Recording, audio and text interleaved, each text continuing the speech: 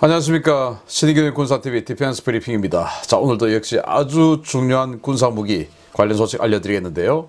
자, 러시아가 이번 우크라이나 전쟁에서 T-90M이라고 하는 그들로서는 최강의 전차를 대량 투입했다라고 하고는 그 지휘관들을 인터뷰하면서 제가 봤을 때 너무 뻥튀기 그리고 거짓말을 하고 있는데 어떤 뻥튀기 거짓말을 하고 있는지 제가 밝혀드리도록 하겠습니다. 자, 그리고 이런 와중에 러시아 정치권, 유력 정치권에서 중국에 있는 랴오닝 항공모함을 러시아로 다시 가져오자 라는 주장들이 아주 심각하게 나오고 있습니다. 그것도 국영 관영 매체를 통해서 참 희한한 주장을 하고 있는데, 왜 중국의 랴오닝 항공모함을 자기네들이 도로 가져가야 된다고 주장하는지 그 역사 연원 뭐 이런 것들을 한번 살펴보고 가능성도 한번 보겠습니다. 신인균의 군사TV 구독, 알림, 좋아요 눌러주십시오. 자, 먼저 5가지 단신을 보겠는데요. 콜롬비아가 프랑스의 그 세자르 자주포 계약하기로 했죠. 그런데 그걸 엎어버리고 이스라엘 제품, 이스라엘 자주포를 구매했다. 지금 콜롬비아, 프랑스가 서로 지금 뒤통수치기 경쟁을 하고 있는 것 같습니다. 이 소식에서부터 터키죠. 1월 9일부터 신형 알타이 전차 생산 개시에 들어가는데, 여기에 이제 우리 한국제 파워팩이 들어가죠. 엔진과 트랜스미션. 그런데 야, 이 덩치가 정말 우람해요. 그런데 여기에 좀 우려할 만한 그런 내용들도 좀 있습니다. 보겠습니다. 프랑스 전투기 메이커 다소가 엎어버린 콜롬비아의 라팔 전투기 구매 협상의 파장이 다른 분야로까지 번졌습니다. 콜롬비아 정부가 지난주 도입을 발표했던 프랑스 넥스터사의 세자르 NG 차륜형 자주포 구매를 취소하고 이스라엘 LV 시스템스의 아트모스 자주포 18문을 1억 170만 달러에 발주했다고 발표했습니다. 라인메탈이 자사의 최대 탄약 공급 기지를 독일에서 헝가리로 이전하기로 결정했다는 소식입니다.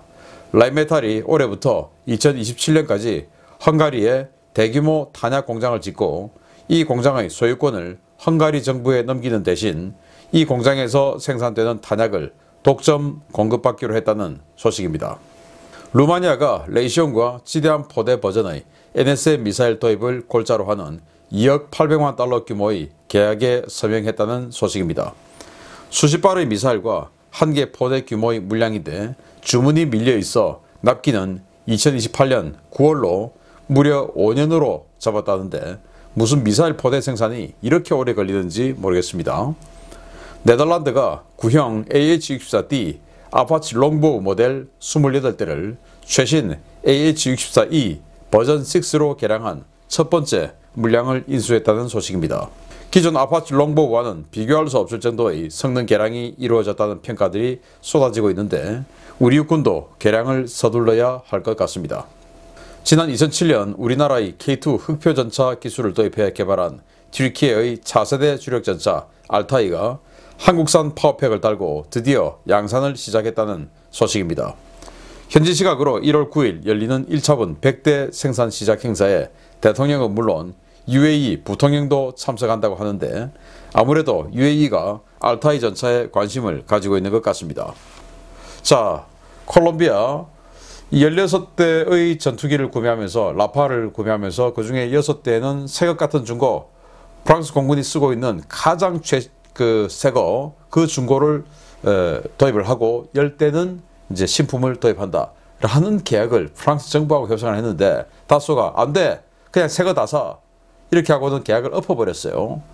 그런데 이제 이 계약하고 거의 패키지 스타일로 프랑스 넥스터가 만든 세자르 자주포 그걸 이제 구매하려고 했는데, 그걸 콜롬비아가 니들이 라팔 준다고 해서 이거 세자르 사는 거지, 그거 라팔 안 주니까 우린 그거 안 사 하고 엎어버리고, 바로 그 다음 주에 지금 세자르하고 비슷하게 생겼죠.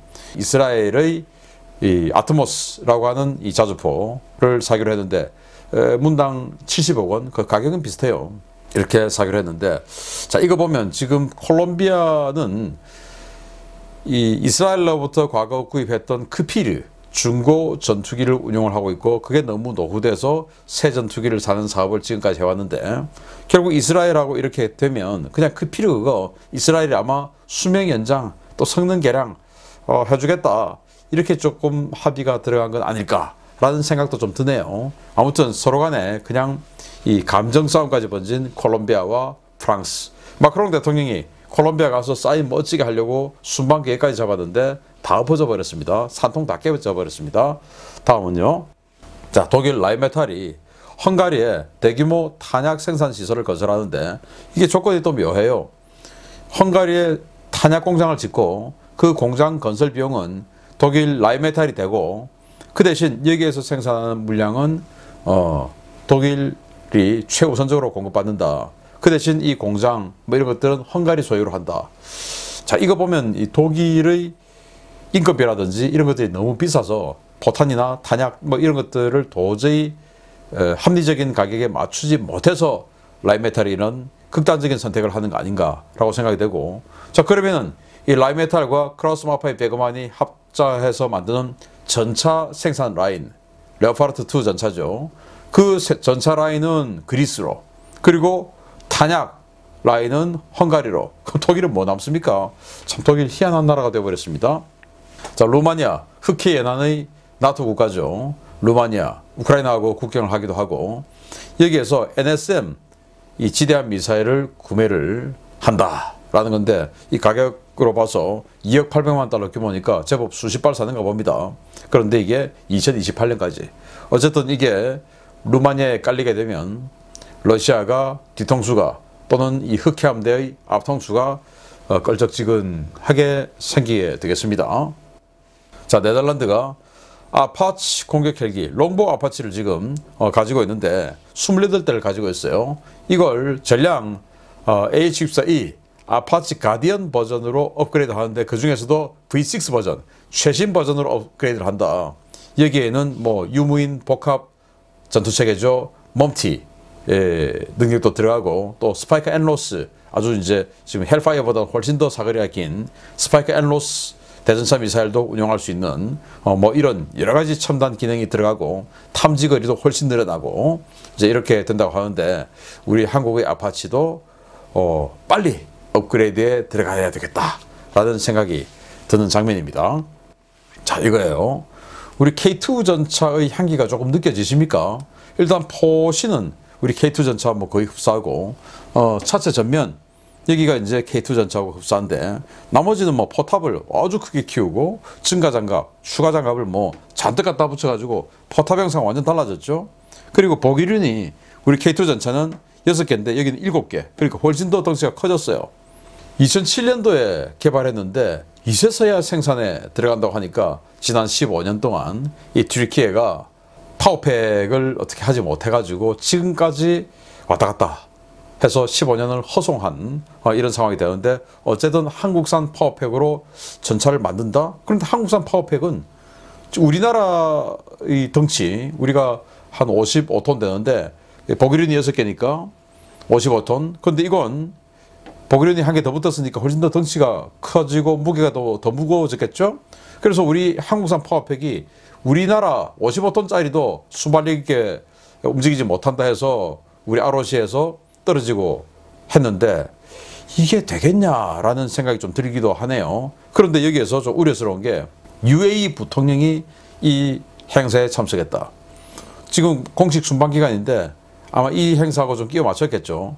공식 순방기간인데 이 행사에 굳이 UAE 부통령이 들어가서 커팅을 같이 했다라고 하는 건 UAE가 이걸 사는 게 아닌가라고 생각이 되고, 그래서 한때 UAE가 우리 K2 흑표 전차 이거 구매한다라는 예상이 있었거든요.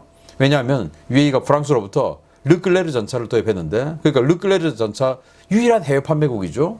그런데 그들이 가지고 있던 르클레르 80대, 80대를 요르단에다가 줬어요. 그러니까 그 르클레르 빠진 만큼 또 뭔가 채워 넣어야 되죠. 그게 이제 우리 K2 흑표가 되지 않을까 생각했는데 이거 사겠네요. 아쉽습니다. 자, 이런 소식 바탕으로 주요 소식 들어갑니다. 첫 번째입니다. 러시아군 수뇌부는 최신 무기를 전투용이 아니라 선전용으로 생각하는 모양입니다. 격전이 치러지고 있는 바흐무트 전선에는 얼씬도 하지 않고 있는 이 T-90 전차가 바흐무트 전선에 나타났으며, T-72와는 비교도 할 수 없는 강력한 성능의 일선 장병들의 기대가 모아지고 있다는 러시아 측의 특집 보도가 나와 주목됩니다. 최근까지 T-72B3 전차를 운용했지만 T-90M 전차로 차종을 교체한 부대가 T-72B3와 T-90M을 비교 평가하는 자리를 가졌으며 최신의 T-90M 전차를 받은 부대는 작전 투입을 앞두고 사기가 하늘을 찌를 듯이 높은 상태라고 러시아 관영 이즈베스티아가 현지 시각 1월 7일 보도했습니다. 이즈베스티아는 스베틀리라는 콜사인을 사용하는 T-90M 전차 지휘관을 인터뷰하며 최근 T-90M 전차를 지급받은 해당 부대의 사기와 전투력이 하늘을 찌를 듯이 높다며 이들이 곧 작전에 투입될 것이라고 전했습니다. 이 영상에서 T-90M 전차병들은 T-90M은 최첨단 전자광학 시스템과 영상 적외선 시스템을 도입해 T-72보다 훨씬 더 빠르고 정확하게 조준할 수 있고 훨씬 더 빨리 공격할 수 있다 라며 T-90M 전차의 성능에 크게 만족한다고 입을 모았습니다. 콜사인 스베틀리라는 이 지휘관은 T-90M의 사격 통제 시스템은 최첨단 음성 인식 기능이 지원된다 라며 T-90M은 사격 통제 장치는 물론 주행 장치에도 음성 인식 어시스턴트가 적용되어 시스템에 문제가 발생하면 어시스턴트가 승무원에게 이를 알려주는 기능까지 있다 라고 주장했습니다. 이 지휘관은 기존 T-72는 360도 전 방향에 대해 신경을 곤두세워야 하지만 T-90M은 모니터만 보면 된다 라며 차체 안에서 360도 전 방향을 감시할 수 있는 고성능 센서 그리고 능동 방어 장치는 기존 T-72와는 비교할 수 없는 최고의 기능이라고 평가했습니다. 문제는 이 영상에서 러시아 전차병과 지휘관들이 언급한 음성인식 기능이나 능동 방어 장치, 기존 T-72 전차를 압도하는 기동성 같은 기술은 우크라이나군이 노획한 T-90M에서는 발견된 적이 없다는 것인데요. 우크라이나 소식통들은 러시아가 전차 성능을 부풀리기 위해 또 허풍을 늘어놓고 있다며 조롱을 쏟아내고 있습니다. 러시아는 지난 12월 초부터 우크라이나 동부 전선에 대량의 T-90M 전차가 배치되었다고 주장해왔지만 전선에서 그 존재가 확인된 전차 수는 극소수에 불과한데요. 그렇게 뛰어난 전차를 그렇게 대량으로 보유한 군대가 왜 구식 전차들이 주류를 이루는 우크라이나군 방어선을 뚫지 못하는지 러시아에게 설명이라도 좀 들어보고 싶습니다. 자, 여기 보시면 이 전차 옆에 붙어있는 뭔가 덕지 붙어있는 이 증가장갑, 이 증가장갑이 붙은 전차들이 기차에 실려가지고 전선에 들어오는 사진은 제가 보긴 봤습니다. 그래서 맞는 것 같습니다. 그래서 지휘관 한 명이 지금 이 병사 7명을 세워놓고 이야기를 하고 있는데, 자, 그래서 한 명은 또 사진 찍고 있겠죠. 그래서 9명, 전차 하나에 3명의 탑승을 하니까, 그래서 아마 한 개 소대인 것 같아요. 그러면서 이 사람이 이제 인터뷰를 하는데, 야, 너무 좋다, 이거. 짱 좋다. 원래 우리는 T-72B3를 운용하던 전차병들이었는데 지금 이렇게 T-90M을 바꿔보니까 이거는 뭐 완전히 그냥 하늘과 땅 차이다. 음성 인식 어시스턴트가 있어서 그냥 이 말로 다 해준다 라는 건데, 이 우크라이나의 T-90이 몇 대 노획됐죠. 그런데 그게 음성 인식 어시스턴트 없었답니다. 그런데 뭐 있다고 지금 자랑을 하는데, 뭐 있다 하더라도 사실 별거 아니에요. 여러분들 뭐 승용차 타면 요즘 나오는 승용차들 대부분 그거 음성 인식 어시스턴트 다 달려 있죠. 예를 들어서 어디에 뭐 내비게이션 그 입력하려고 하면은 우리 집 뭐 길 찾아줘 하면은 요즘 다 찾아주지 않습니까? 그런 겁니다. 그리고는 또 거짓말을 또 하는데 능동 방어 장치가 있다라고 하는데, 제가 이 사진 또 앞에 이 사진 아무리 살펴봐도 또 동영상도 아무리 봐도 능동 방어 장치가 없어요. 그런데 능동 방어 장치 있다고 지금 아주 뻔뻔하게 거짓말을 하고 있어요. 뭐 원고대로 지금 하는 거겠죠. 그래서 그거 없다, 거짓말이다 라는 거고, 그리고 자기네들은 대량 배치했다고 하는데 아무리 봐도 두세 대밖에 안 보이는 동영상을 가지고 이렇게 허풍을 오늘도 치고 있는 러시아군. 이것도 이제 그냥 탑어택 한 방에 뚜껑 뻥뻥 날아가는 모습을 곧 보여줄 것 같습니다. 자, 이런 상황에서 너무나 황당한 이야기, 중국이 완전히 그냥 코숨칠 이야기를 러시아 유력 정치인이 뻔뻔하게 합니다. 보겠습니다. 3일 만에 끝날 것이라고 호언장담하던 전쟁이 300일이 넘게 끌어가면서 러시아의 국력을 파탄 상태로 몰고 가며 러시아 집권 세력의 머리가 점점 이상해지는 것 같습니다. 러시아 범여권 진영에서 우크라이나가 불법으로 팔아치운 바르야그 항공모함을 되사와서 흑해함대 기함으로 배치해야 한다는 주장이 나와 논란이 일고 있습니다. 최근 태평양에서 인상적인 모습을 보여준 중국 해군의 랴오닝 항공모함은 원래 러시아 해군의 소유가 되었어야 할 군함이며 러시아 정부는 이 항공모함을 다시 되찾아와야 한다고 러시아 국가두마 범여권 그룹 자유민주당의 세르게이 카르기노프 대표가 현지 시각 1월 5일 주장했습니다. 러시아 국가두마에서 21석의 의석을 갖고 있으며 극단주의 민족주의 정치 세력의 일부로 통합 러시아당과 함께 범여권 진영으로 평가되는 자유민주당의 카르기노프 대표는 이번 전쟁 이전부터 우크라이나를 침공해 러시아 연방의 일부로 복귀시켜야 한다는 주장을 해왔던 강경 인사 중에 한 명입니다. 그는 국영 리아 노보스티 통신과의 인터뷰에서 나는 정부에 중국 해군의 랴오닝 항공모함을 다시 사들여 흑해함대 기함으로 운용해야 한다고 진지하게 제안했다 라며 원래 그 배는 소련의 군함으로 러시아 해군의 일원이 되었어야 했을 배다 라고 주장했습니다. 그는 우크라이나는 소련 붕괴 직후의 혼란한 상황을 틈타 고작 보드카 몇 병의 가격에 항모를 팔았다 라며 나는 정부가 중국과 접촉해 이 항공모함을 사들여 러시아 해군에 편제시키고 흑해함대의 기함으로 삼을 것을 제안했다 라고 밝혔습니다. 카르기노프 대표가 러시아 정부의 구매를 제안한 랴오닝 항모는 1985년 착공해 1988년 바리아그라는 이름으로 진수되었지만 공정률 67% 상태에서 소련이 망하면서 10년 가까이 방치되었었고 1998년 중국이 2천만 달러의 고철값에 사들이는 데 성공하며 소유권이 중국으로 넘어갔습니다. 카르기노프 대표는 우크라이나는 미콜라이우 조선소에서 썩어가고 있던 5만 5천 톤짜리 군함을 고작 보드카 몇 병 값에 팔아넘겼다 라며 정부가 이 항모를 구입해 최근 서거한 블라디미르 지리노프스키 전 국가두마 의장을 이름을 붙여 흑해함대 기함으로 삼아야 한다 라고 주장했는데요. 이쯤 되면 러시아 수뇌부의 인지 부조화와 정신적 질환 정말 심각한 수준인 것 같습니다. 이거 바르야그가 미콜라이우 조선소를 나와서 중국으로 가는 그 장면입니다. 지금 러시아에 항공모함 한 척 있죠. 쿠즈네초프. 쿠즈네초프급 항모의 다음 항모가 바르야그였어요. 그래서 이거 쿠즈네초프는 이제 진수하고 취역하고 그리고 바르야그를 짓고 있던 중에 러시아가 망해버린 겁니다. 쿠즈네초프도 그렇고 바르야그도 그렇고 미콜라이오 지금 우크라이나의 그 헤르손 바로 위에 미콜라이오 있지 않습니까? 고려인 3세 주지사가 지금 이번 전쟁 기간 중에 러시아를 잘 막아냈던 바로 그 미콜라이오. 러시아 때는 소련 때는 미콜라이프라고 했고 거기에 있던 조선소에서 쿠즈네초프 항공모함과 바르야그 항공모함을 만들었어요. 그런데 이제 67%에서 소련이 망했고 속지주의 원칙 뭐 이런 거에 따라서 우크라이나 자산이 된 겁니다.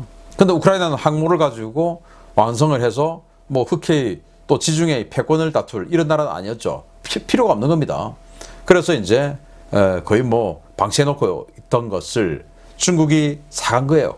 고철값으로. 당시 인민해방군 해군 출신의 대표가 사장으로 있는 페이퍼 컴퍼니를 바탕으로 해서 이걸 샀고 살 때는 군사용으로 사용하지 않고 그냥 해상을 레저용 그러니까 그냥 공원으로 카지노로 쓰겠다 이렇게 해서 사가가지고 가자마자 그냥 뭐 다른 대련 조선소에 가지고 가서 수년 동안 개장 공사를 해서 랴오닝 항모로 만들었습니다. 바로 그 배인데 그걸 이제 다시 사오자. 지금 이제 이렇게 작전하고 있죠.